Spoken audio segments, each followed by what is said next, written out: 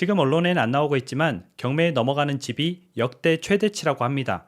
통계를 작성한 이후에 가장 최대치라고 하는데요. 안녕하세요. 재테크 읽어주는 파일럿입니다. 오늘은 경제 상황이 얼마나 어려운지 이것에 대해서 좀 이야기를 해볼게요.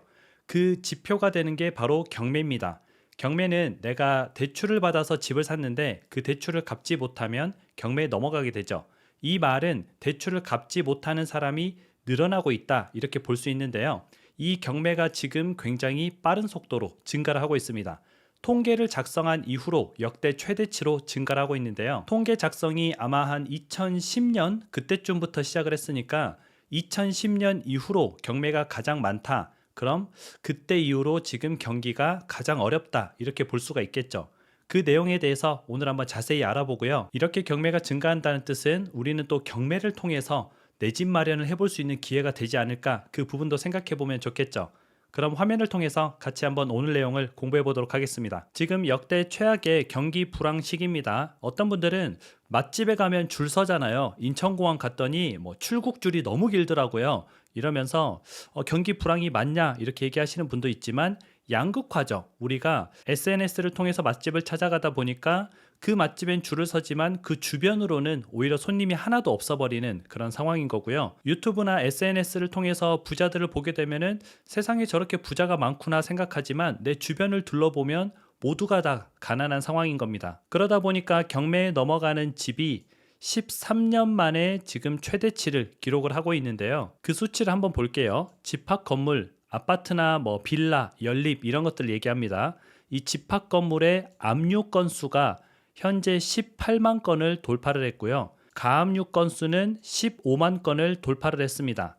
가압류, 압류 이게 좀 헷갈리잖아요. 압류는 이제 처분이 시작됐다 그렇게 보시면 되고요. 가압류는 처분하기 직전이다.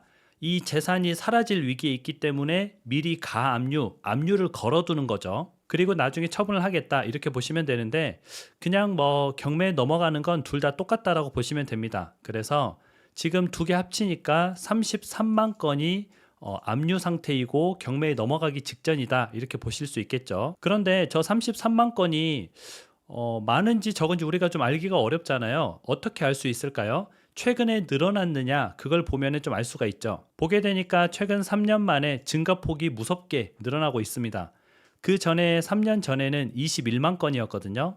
그런데 3년이 지나고 난 지금은 33만 건, 퍼센트로 따지면 57%가 넘게 상승을 한 거죠. 숫자로 보더라도 가압류된 집이 12만 건이 3년 사이에 늘어난 겁니다. 그럼 한 채당 한 명만 본다고 하더라도 12만 명이 대출을 못 갚아서 집이 넘어갔다 이렇게 볼 수가 있겠죠. 이렇게 된 이유는 간단합니다. 과거 집값 상승기에 무리한 투자를 했기 때문에 그렇습니다. 우리가 흔히 말해서 영끌이라고 하죠. 영혼까지 끌어모아서 투자한다. 이게 굉장히 유행이었잖아요. 그런데 제가 이 영끌은 좀 위험하다. 본인이 감당할 수 있는 선에서 투자를 하는 게 좋다. 그렇게 말씀을 드렸었는데 이 영끌을 한 영끌족들이 생각보다 많았습니다. 그 영끌족들이 이자가 높아지니까 어때요? 이자를 못 내게 되고 이자를 못 내다 보니까 경매까지 넘어가는 그런 상황에 좀 봉착하게 된 거죠. 그런데 과거엔 이런 상황이 되리라고 아무도 예측을 못했죠. 왜냐하면 3년 전이면 이때쯤이죠. 이때 굉장히 집을 많이 샀습니다. 왜 샀을까요? 제로금리였으니까 금리가 거의 0%대였죠. 물론 이제 우리가 받는 대출 금리는 0%는 아니었습니다. 1%에서 2%, 일반 사람들 한 2% 정도에서 대출을 받았었죠. 그러다 보니까 2%의 대출을 해주니까 어때요? 너무 저렴하잖아요. 우리가 예를 들어서 한 집 사는데 1억을 대출을 받는다. 그러면 2%면은 한 달에 이자가 16만 원이에요. 너무 저렴하잖아요.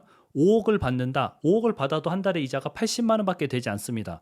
그러니까 내가 한 달에 300만 원 버는데 한 5억 대출 받아서 집 사야지 이렇게 했던 수요가 분명히 많았던 거죠.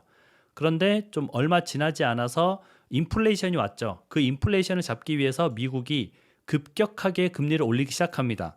그러다 보니까 한국도 따라갈 수밖에 없죠. 거의 제로금리에서 돈을 빌리던 사람들이 지금 미국은 기준금리가 4.5%, 한국은 2.75%. 근데 기준금리가 2.75%라서 대출이 2.75%에 나오진 않아요. 대출은 한 4에서 5% 선에서 나왔겠죠. 그러면 대출 금리가 한 2배에서 3배 정도 올라간 겁니다. 처음에 이자를 80만 원만 내면 되는 줄 알았는데 이 이자가 3배면은 240만 원까지 늘어나게 된 거죠. 월급 300만 원 받는 사람이 80만 원 이자는 감당했었지만 월급 300만 원 받는 사람이 240만 원의 이자를 감당할 수 있을까요? 감당할 수가 없죠. 그러다 보면 어떻게 돼요? 당연히 이 이자를 납입하지 못하게 되고 경매에 나오게 되는 겁니다. 그런데 실은 그 영끌족들이 이 뒤의 상황은 예측을 못한 거죠. 그냥 금리가 낮았으니까 이때 대출 받아서 집을 사고 집값이 올라가면 내가 돈을 버는구나. 이자 뭐 생각해 보니까 낼만 하구나. 이렇게 생각을 했던 겁니다. 그리고 저 영끌족뿐만이 문제가 아니라 자영업자들의 체납액도 증가를 하고 있는데요. 제가 얼마 전 영상에서 자영업자 100만 명이 작년에 폐업을 했다. 이렇게 말씀을 드렸었죠. 100만 명이 넘게 1년 동안 폐업을 했다는 뜻은 경기가 완전 박살이 났다는 겁니다.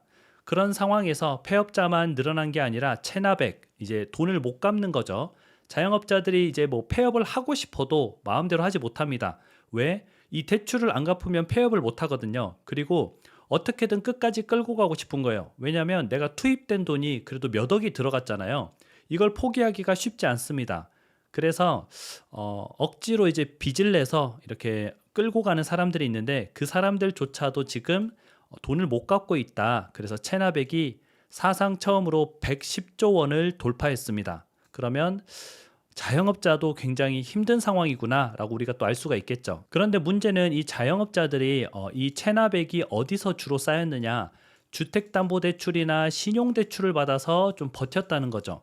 근데 이걸 못 갚다 보니까 이 주택담보대출을 상환을 못하면 자영업자의 집도 경매에 같이 넘어가게 되는 겁니다. 그러다 보니까 당연히 경매 건수도 역대 최대치입니다. 2021년에는 경매 건수가 18,000건이었습니다. 주택의 경매 건수죠. 그런데 2024년 작년에는 주택의 경매 건수가 31,000건이었습니다. 여기 1000이라는 글자가 하나 빠졌는데 31,000건. 그러면 3년 사이에 지금 대략 한 13,000건 정도가 증가를 한 거죠. 거의 증가율이 한 70%에 육박을 하고 있죠. 그래서 경매 물건이 굉장히 늘어나고 있는 상황이고 우리가 이 상황을 좀 심각하게 받아들여야 된다. 하지만 또 경매도 양극화가 심각합니다. 지금 서울 같은 경우 지금 낙찰가율보다 더 높은 가격에 낙찰이 되기도 하고요. 토호제로 묶인 이제 강남권 같은 경우에는 갭 투자는 못 하는데 경매로 낙찰받은 것은 갭 투자가 가능합니다. 그러다 보니까 또 거기는 가격을 더 주고 사기도 해요. 또 세종 같은 경우에도 최근에 이제 대선 이슈가 있었잖아요. 그래서 이제 세종 같은 경우도 낙찰가율이 굉장히 높습니다. 서울과 세종은 지금 낙찰가율이 95%에 육박을 하고 있는데요. 반면에 지방은 어떨까요? 현재 지방 같은 경우에는 낙찰가율이 85%, 예를 들어서 이 집이 1억짜리 집이었다. 그러면 8,500만 원에 지금 낙찰이 되고 있는 겁니다. 정가보다 15% 싸야 낙찰이 이루어진다는 거죠. 그리고 낙찰률, 이제 낙찰이 되는 비율이죠. 100건이 경매에 나오면은 38건이 낙찰이 되는 38%, 나머지 62건은 어때요? 다시 백도 돌아가서 가격을 낮춘 다음에 재경매를 하게 되죠. 그래서 낙찰률도 굉장히 낮고 낙찰 가율도 지금 굉장히 낮다. 그래서 서울과 세종은 경매도 좀 관심을 받고 있지만 지금 지방은 경매조차도 관심을 못 받고 있는 거죠. 그러다 보면은 서울과 세종 같은 경우는 경매가 좀 많이 줄어들 겁니다. 하지만 지방은 경매가 더 많이 나오겠죠. 저게 한번 다시 들어갔다가 가격을 30% 낮춰서 다시 나오기 때문에 하반기에 경매가 더 많이 나오고요. 경매에도 우리가 또 관심을 가져보면은 특히 지방 같은 경우는 좋은 가격에 내 집 마련을 하실 수도 있습니다. 우리가 제 가격을 주고 좀 집을 사기는 좀 아쉽지만 지방 같은 경우도 낙찰이 한 두세 번 정도 유찰되면은 거의 반 가격에 우리가 경매를 할 수 있거든요. 그런 것들은 또 나쁘지 않다 이렇게 보고 있고요.